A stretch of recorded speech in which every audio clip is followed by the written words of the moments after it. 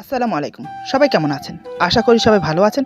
আজ আপনাদের জন্য নিয়ে এসেছি গল্পের 15 নম্বর পর্ব। আশা করি গল্পটি আপনাদের ভালো লাগবে। তাহলে চলুন শুরু করা যাক। আমি বললাম, জান পাখি পালাচ্ছ কোথায়? নীরা বলে, একটা বাড়ি দিয়ে আপনার মাথা ফাটিয়ে দেব, ছাড়ুন আমাকে। আমি নীরার কথা শুনে বললাম, ছাড়বো, তবে আগে একটা চুমো দাও আমাকে। নীরা আমার কথা শুনেই শক খায়, বিস্ফারিত চোখ নিয়ে আমার দিকে তাকিয়ে আছে। এটা কি বলছি আমি ওকে? এখন কি করবে? নীরা বলে, লজ্জা করে না আপনার একটা মেয়ের সাথে এভাবে কথা বলতে? আমি বললাম, আমি কি অন্য মেয়ের সাথে কথা বলছি নাকি? আমি তো আমার বিয়ে করা বউয়ের সাথে কথা বলছি। দাও দাও, চুমো দাও তাড়াতাড়ি। নীরা বলে, পাগলের মতো কথা বলছেন কেন? আমি বললাম, আমি পাগল তাই? নীরা বলে, কে বললো আপনি পাগল? আমি বললাম, এই যে আমার পাগলি বলছে। নীরা বলে, আমি বললাম, চুপ করো তো নির্বাকি, তাড়াতাড়ি করো, অফিসে যেতে দেরি হয়ে যাচ্ছে।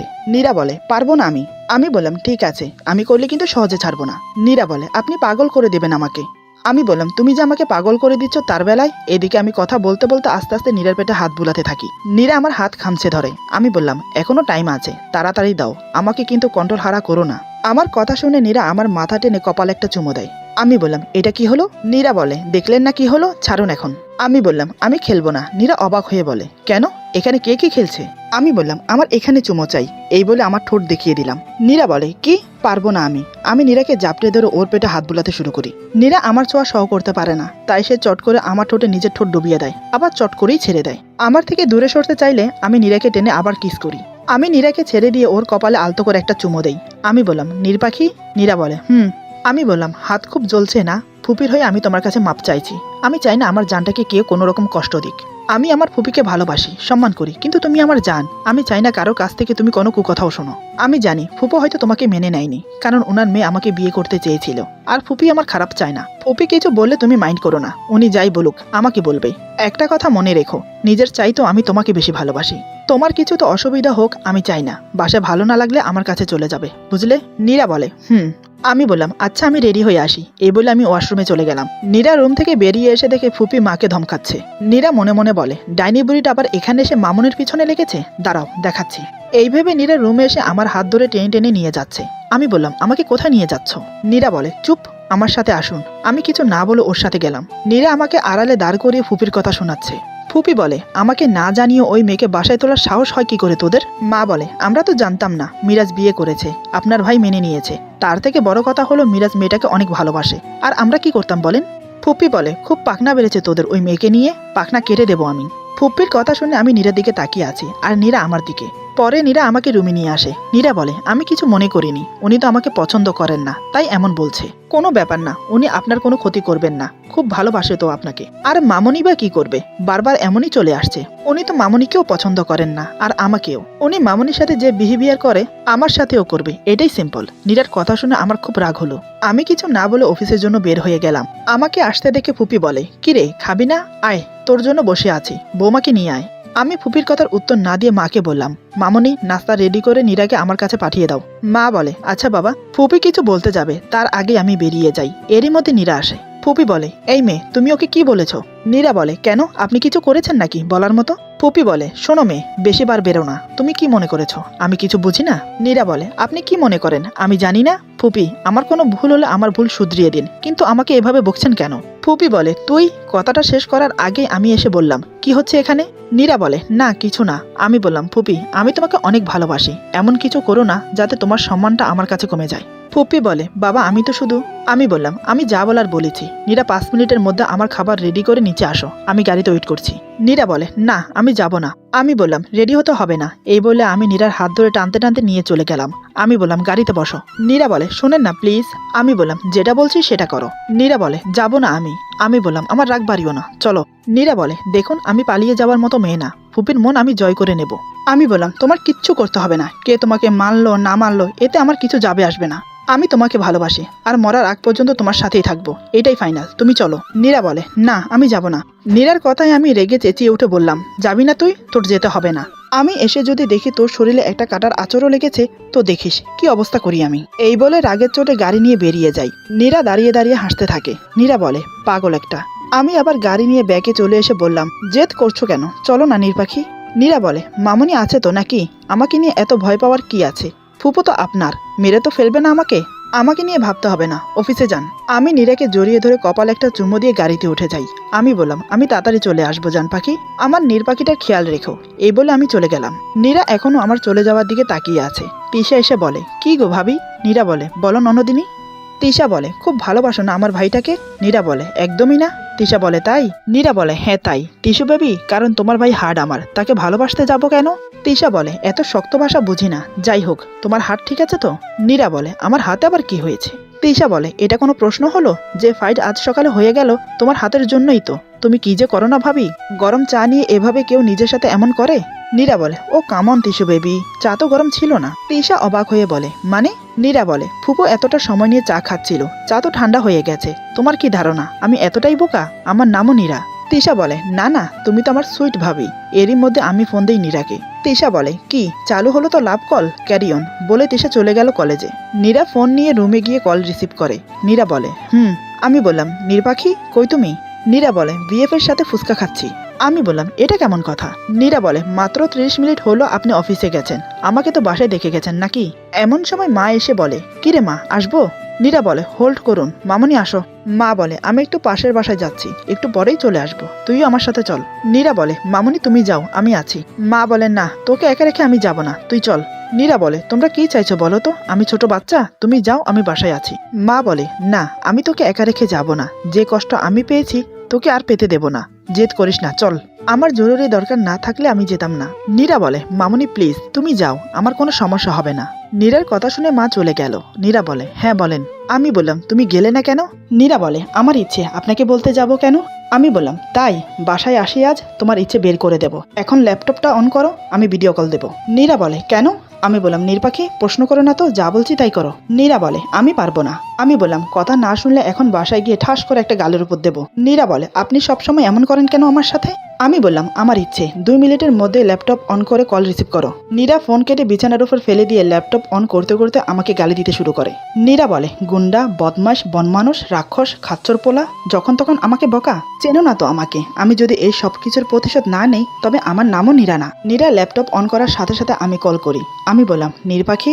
নীরা মনে মনে বলে, মরেছে নীর পাখি। তারপর আমাকে বলে, আগে বলেন। আমি বললাম, ল্যাপটপ এমন জায়গায় রাখো যাতে পুরো রুম দেখা যায়। নীরা বলে, কেন, নিজের রুম আগে দেখেননি? আমি বললাম, নীর পাখি? নীরা বলে, রাখছি তো, এতে চিল্লানির কি আছে? আমি বললাম, গুড গার্ল। নীরা বলে, এখন কি করতে হবে? আমি বললাম, কল কাটবে না যতক্ষণ না আমি বলি। তোমাকে 5 মিনিট টাইম দিলাম, গিয়ে খাবার নিয়ে আসো, একসাথে খাবো। নীরা বলে, ও মা, আপনি ল্যাপটপ থেকে খাবেন কি করে? আমি বললাম, জান পাখি, আর একটা আজারা প্রশ্ন করলে। নীরা বলে, যাচ্ছি তো, বলে নীরা গিয়ে খাবার নিয়ে আসে। আমি বললাম, নীর পাখি এবার খাও। নীরা বলে, আচ্ছা, আমাকে দেখতে হলে বাসায় চলে আসুন, ওখানে বসে দেখতে হবে না। আমি বললাম, সত্যি জান, আসবো? নীরা বলে, একটা বাড়ি দিয়ে আপনার মাথা ফাটিয়ে দেব। খাচ্ছি আমি, আপনিও খান, চুপচাপ কথা বলবেন না। আমি বললাম, জান পাখি? নীরা চুপ করে আছে। আমি আবার বললাম, ও নীর পাখি। নীরা বলে, ফোন কেটে দেব?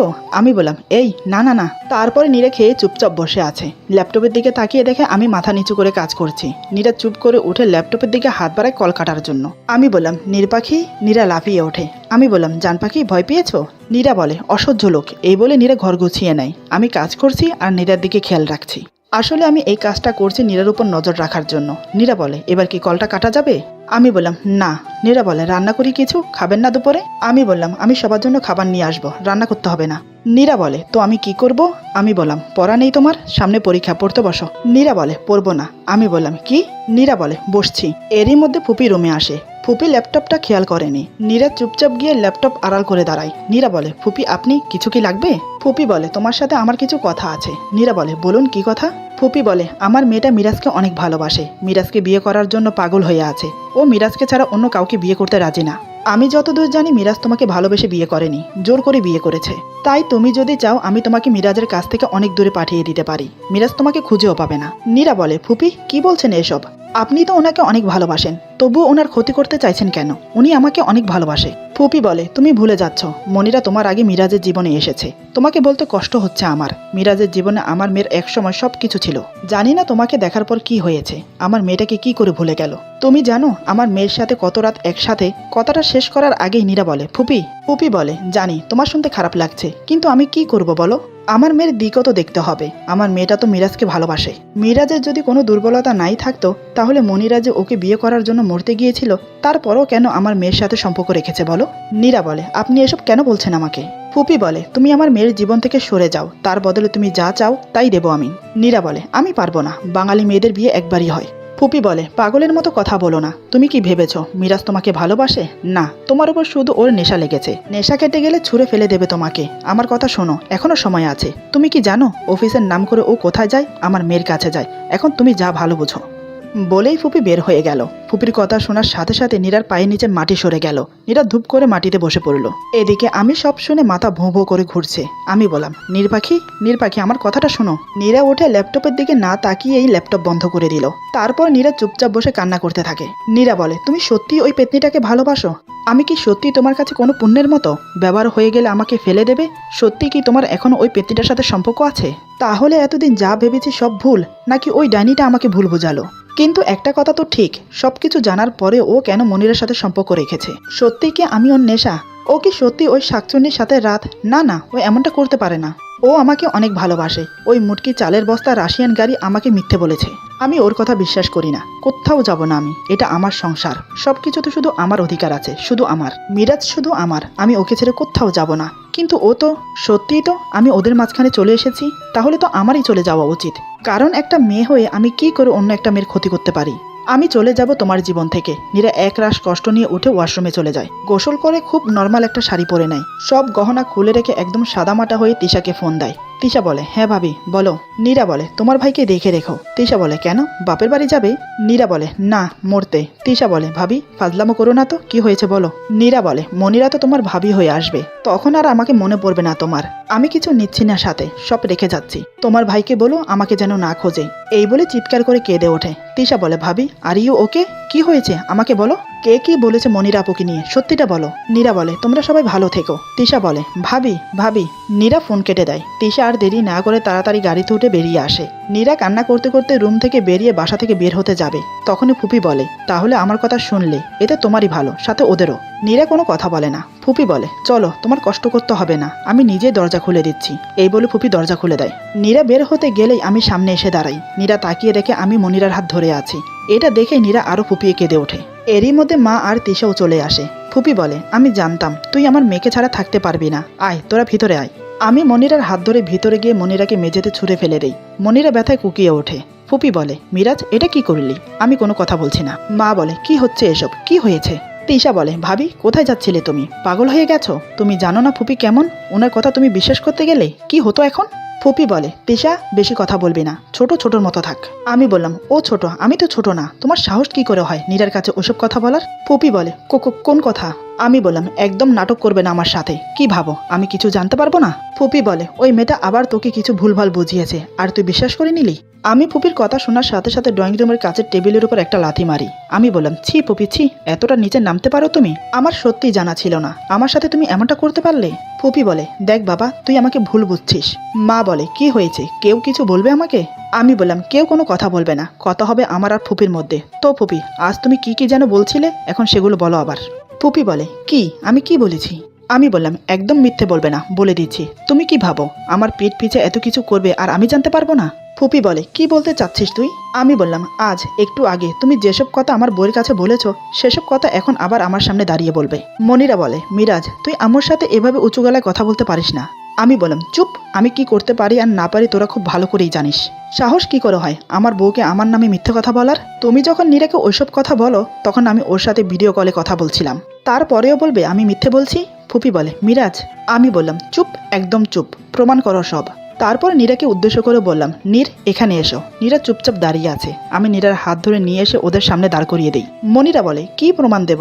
আমি বললাম, প্রমাণ করে দে তুই, তোর সাথে আমার এখনো সম্পর্ক আছে, তোর সাথে আমি রাত কাটিয়েছি, এখনো আমি লুকিয়ে তোর সাথে দিন কাটিয়ে আসি, প্রমাণ করে দেখা। যদি প্রমাণ দিতে পারিস এক্ষুনি আমি তোকে বিয়ে করব। নীরা বলে, চুপ করুন আপনি প্লিজ। আমি বললাম, জান পাখি কেন? তুমি তো বিশ্বাস করে নিছো ওর সাথে আমার সম্পর্ক আছে, তোমার তো সবকিছু জানতে হবে। নীরা বলে, আমি কিচ্ছু জানতে চাই না, আমাকে যেতে দিন। ফুপি বলে, কি প্রমাণ চাই তোর? তুই কি অস্বীকার করতে পারবি তুই মনিরাকে ভালোবাসিস না? আমি বললাম, হ্যাঁ ভালোবাসি, কিন্তু ছোট বোনের মতো। তাই ওর ভুলগুলোকে অবহেলা করে ওকে শুধরিয়ে নেওয়ার সুযোগ দিয়েছিলাম। কিন্তু তোমরা কি করলে? আমার জীবনটাই আমার কাছ থেকে কেড়ে নেওয়ার চেষ্টা করলে। মনিরা বলে, কিসের জীবন? তোকে শুধু আমি ভালোবাসি, শুধু আমি। তুই শুধু আমার। মিরাজ, তুই শুধু আমাকে ভালোবাসবি, শুধু আমাকে। বের করে দে ওকে এই বাড়ি থেকে। আমি মনিরার কথা শোনার সাথে সাথে একটা থাপ্পড় মেরে দেই মনিরার গালে। মনিরা ছিটকে গিয়ে মেঝেতে পড়ে যায়। এটা দেখে নীরা আর দাঁড়িয়ে থাকতে পারে না। সে গিয়ে মনিরাকে টেনে তোলে, কিন্তু মনিরা নীরাকে ধাক্কা দেয়। নীরা তাল সামালতে না পেরে পড়ে যেতে গেলেই আমি নীরাকে ধরে ফেলি। আমি বললাম, মনিরা তোর সাহস হলো কি করে ওর গায়ে হাত দেওয়ার? মনিরা নীরাকে বলে, শান্তি হয়েছে তোমার? এসব কিছুর জন্য তুমি দায়ী। বের হয়ে যাও এই বাড়ি থেকে। আমি বললাম, মুখ সামলে কথা বলে দিচ্ছি। নিজেকে আর ছোট করিস না, আমাকে বাধ্য করিস না কিছু করতে। মনিরা বলে, কি করবি তুই বল, কি করবি? ফুপি বলে, তুই আমার মেয়ের সাথে এটা করতে পারিস না। আমি যা করেছি তোদের ভালোর জন্যই করেছি। আমি বললাম, আমার ভালোর জন্য নয়, তোমার মেয়ের জন্য বলো। আচ্ছা ফুপি, আমার ভালোবাসার মধ্যে এমন কিসের কমতি ছিল যার কারণে তুমি আমার সাথে এমনটা করলে? নিজের মায়ের জায়গায় বসিয়েছিলাম তোমাকে, কিন্তু তুমি এটা কি করলে? এত মিথ্যে কথা তুমি বলতে পারলে কি করে? তোমরা জানো না আমি ওকে কতটা ভালোবাসি? তারপরেও কেন তোমরা এটা করলে? কেন খেলছো আমাকে নিয়ে? মা বলে, শান্ত হ বাবা। আমি বললাম, কেমন করে শান্ত হই বলো মা? এখন যদি ভুল বুঝে নীরা চলে যেত আমার কাছ থেকে, তখন আমি কি করতাম বলো? মা বলে, এমন কিছু তো আর হয়নি। পুপি বলে, দেখ মিরাজ, আমি যাই করি না কেন এতে তোর। আমি বললাম, ব্যাস পুপি ব্যাস, অনেক হয়েছে। আমি আর তোমার কোনো কথা শুনতে চাই না। তুমি আমাকে তোমার গোলাম বানিয়ে রাখলেও আমি সারা জীবন তোমার পায়ের নিচে থাকতাম, কিন্তু তুমি আমার জানে হাত দিয়েছো। আমি বেঁচে থাকতে তোমাকে ক্ষমা করব না। ফুপি বলে, হ্যাঁ মানছি আমি নীরাকে মিথ্যে বলেছি, কিন্তু যা করেছি নিজের মেয়ের কথা ভেবে করেছি। মা হয়ে কি করে নিজের মেয়েকে কষ্ট পেতে দেখতে পারি বল? আর মেয়েটা তো তোকে ভালোবাসে না। ও চলে গেলে তো তোর কোনো ক্ষতি হবে না। আমার মেয়ে তোকে অনেক সুখে রাখবে বাবা। আমি বললাম, ও আমাকে ভালোবাসুক আর নাই বাসুক, ওকে আমার সাথেই থাকতে হবে। তারপর নীরার সামনে গিয়ে বললাম, আর এই যে তুমি, আজই লাস্টবার তোমাকে মাফ করছি। এরপরেও যদি আমাকে ছেড়ে যাওয়ার কথা মাথাতেও আনো, তাহলে সবার সামনে বলছি, আমার চেয়ে খারাপ কেউ হবে না। হাত পা ভেঙে আমার ঘরে বসিয়ে রাখবো, এর একটা কথাও মিথ্যে হবে না। আর ফুপি, এটা তোমার ভাইয়ের বাসা, আমি তোমাকে বাসা থেকে বের করে দেব না, কিন্তু একটা কথা বলি, আমার বইয়ের কাছ থেকে দূরে থাকো। আর একটা কথা, আমার কাছে কোনো রকম আশা রাখবে না, কারণ তোমার আমার সম্পর্ক আজ থেকে শেষ। এ বাসায় থাকলে থাকতে পারো, কিন্তু দূরত্ব বজায় রেখে থাকবে, না হলে আমি যে কি করতে পারি কারোর অজানা নয়। নীরা সহ সবাই আমার দিকে তাকিয়ে আছে। এত সহজে যে আমি আমার ফুপুর কাছ থেকে দূরে সরে যাব, এটা কেউ আশা করেনি। আমি কাউকে কিছু বলার সুযোগ না দিয়ে নীরার হাত ধরে রুমে চলে যাই। মা বলে, ধর্মের কল বাতাসে নড়ে, কথাই আছে জানেন তো আপা? ফুপি বলে, কি বলতে চাচ্ছ তুমি? মা বলে, আপনি কি কোনোদিনও ভেবেছিলেন মিরাজ আজ আপনার মুখের উপর এমনভাবে কথা বলবে? দেখুন, সেটাও হয়ে গেল। সত্যি কোনোদিনও চাপা থাকে না। ফুপি বলে, খুব বার বেড়েছে তোমাদের, তাই না? কতটুকু চেনো তোমরা মিরাজকে? ওকে যদি আমার কাছে আবার নিয়ে না আসি, তবে আমিও এক বাপের মেয়ে না। মা হেসে বলে, আপা আপনার বুঝতে ভুল হচ্ছে। মিরাজ তো শুধু নীরার সাথে হওয়া ঘটনায় আপনার সাথে সম্পর্ক রাখতে চাইছে না। ও যদি জানে যে আপনারা ওর সব সম্পত্তি দখল করতে চাইছেন, আর সেজন্য ছোটবেলা থেকে ওর ব্রেন ওয়াশ করে ওকে আমার আর ওর বাবার কাছ থেকে দূরে সরিয়ে রেখেছেন, তো আপনাদের কি অবস্থা হবে বুঝতে পারছেন? কোনো ধারণা আছে? আপনি আপনার মনের রাজা হয়ে থাকেন, আপনার দিন শেষ হয়ে আসছে। মনিরা বলে, সাহস কি করে হয় আপনার আমার মায়ের সাথে এভাবে কথা বলেন? ফুপি বলে, থাক মনি, ওকে কিছু বলিস না, এখন ওদের দিন, বলে নিক। মনে রেখো, আমাদেরও সময় আসবে। মা বলে, সময় তো এখন আমাদের কাছে এসেছে, সাবধানে থাকবেন। চল তিশা, এদের সাথে কথা বলে কোনো লাভ নেই। এদিকে আমি নীরাকে রুমে এনে দরজা লক করে দেই। আমি বললাম, কি করতে যাচ্ছিলে তুমি বলো? কি করতে যাচ্ছিলে? এখনই কি হতো আমার বলো? খুব সাহস বেড়েছে না? তুমি আবারও আমাকে ছেড়ে যাওয়ার চেষ্টা করছো। নীরা বলে, সরি। আমি বললাম, সরিতে কি সবকিছু ঠিক হয়ে যাবে বলো? নীরা চুপচাপ এক কোণে মাথা নিচু করে দাঁড়িয়ে আছে। আমি নীরাকে টেনে কাছে এনে দাঁড় করিয়ে দেই। তারপর নীরার থুতনিতে হাত দিয়ে মুখটা উঁচু করে তুলি। আমি বললাম, আমার সামনে কখনো এভাবে মাথা নিচু করে দাঁড়িয়ে থাকবে না, বলে দিচ্ছি। বলো তো নীরপাখি, আমার ভালোবাসায় কখনো কোনো খাত পেয়েছো? যে যাই বলে তাই বিশ্বাস করে তুমি আমাকে ছেড়ে চলে যাচ্ছিলে? আমি শুধু তোমাকে ভালোবাসি, শুধু তোমাকে, অন্য কাউকে না। আমি মরার আগ পর্যন্ত নীরপাখিরই থাকবো, বিশ্বাস রাখো আমার উপর। তুমি আমাকে ভালো না বাসলেও আমাকে ছেড়ে যেও না। তুমি ছাড়া সত্যি আমি একা হয়ে যাব। Please Nirpakhi, please. কখনো কোনো সময় কারোর মুখে যদি আমার নামে চুল পরিমাণ কিছু শোনো, তাহলে আমাকে বলবে। আমাকে না বলে যদি আবার কখনো আমাকে ছেড়ে যাওয়ার কথা মাথাতে আনো, তো মনে রেখো, সারা জীবন এই রুমে থাকতে হবে। বাহিরের আলো কখনো চোখে দেখবে না, কথাটা মনে রেখো। ভেবো না আমি তোমাকে ছেড়ে দেব, বুঝতে পেরেছো? নীরা বলে, এতক্ষণ ধরে নিজের রাগ কন্ট্রোল করে রেখেছিলাম, কিন্তু এখন আর পারছি না। হঠাৎ আমি যা করলাম তা দেখে নীরা লাফিয়ে ওঠে। ও ভাবতে পারিনি এত শান্তভাবে কথা বলার পর আমি আবার রেগে যাব।